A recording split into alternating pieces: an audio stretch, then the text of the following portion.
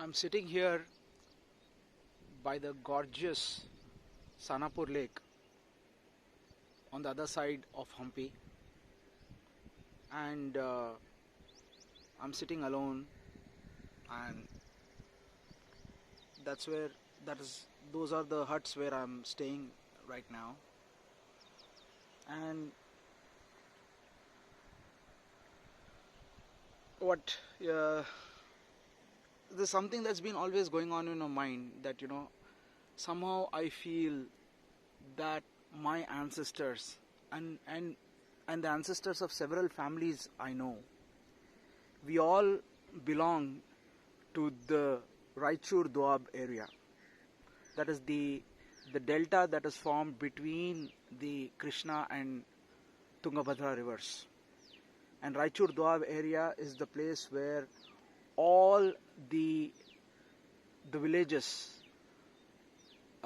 like Matmari, Manvi, Sindhunur, Gangavati, Raichur, Kushtagi,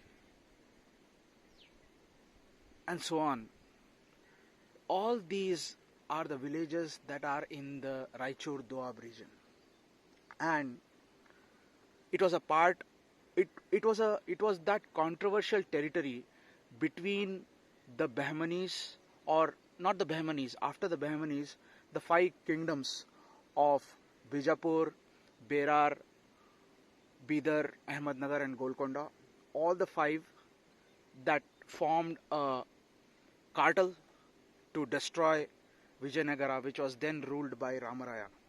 So that was for the fertile land of the Raichur Doab, and all my family and the families I know are from that area.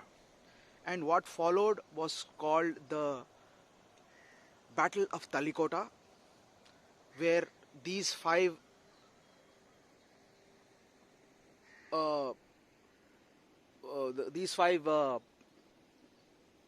parts of the Deccan Sultanate, which, as I said, is Bijapur, Bidar, Berar, Golconda and Ahmednagar, they formed.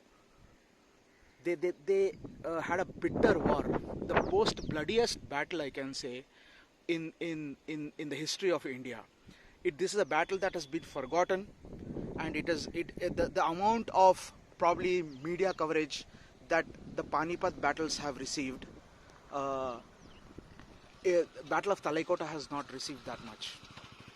And the amount of destruction that happened, there are estimates for there is a book called The Lost Empire, or the Forgotten Empire, the Vijayanagar Forgotten Empire.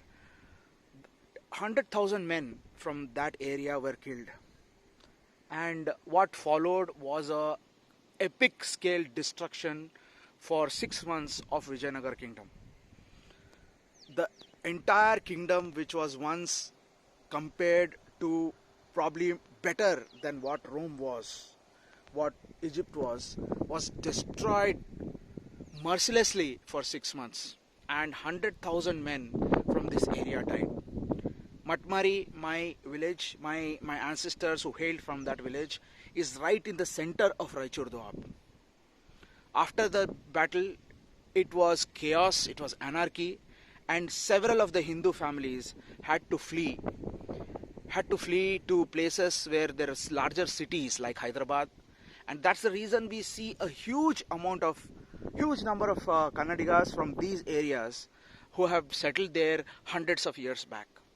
So that's a very that's how my ancestors were, and they belong to these areas.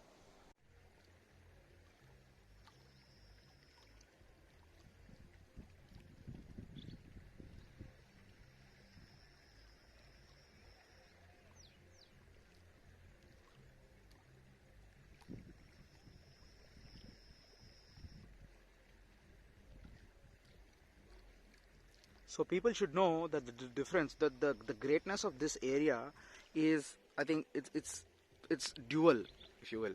So the first is this whole place that I'm standing to here today, this whole Anegundi, this valley, if you will, It's actually the Kishkinda where Lord Rama on his way to Sri Lanka found the whole Vanar Sena. So tomorrow we'll go there. It's that's where Hanuman was supposed to be born, right?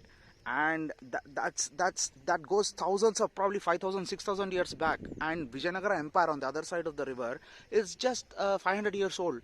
So people here, this part of Anegundi is important, because that was the place that Harihara and Bukka, who were the founders of Vijayanagara Empire, were mesmerized by the beauty of the valley, and that's why they chose. That's why they selected that place for the construction of Vijayanagara Empire. So it is a real estate story actually. So the real estate chosen by Harihara Bukka was the parts of Anegundi, which is thousands of years old, which is Ramayana period. So that's how it is. And today even the people on this side, that is the Anegundi side, they feel that they are much important.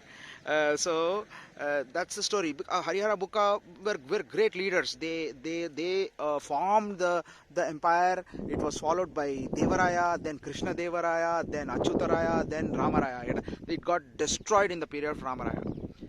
And that was again, Ramaraya's story is again a story of ambition, ruthlessness, and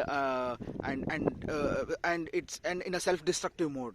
So it was a pure example of Vinashakale Viparita Buddhi. So that's the fascinating place.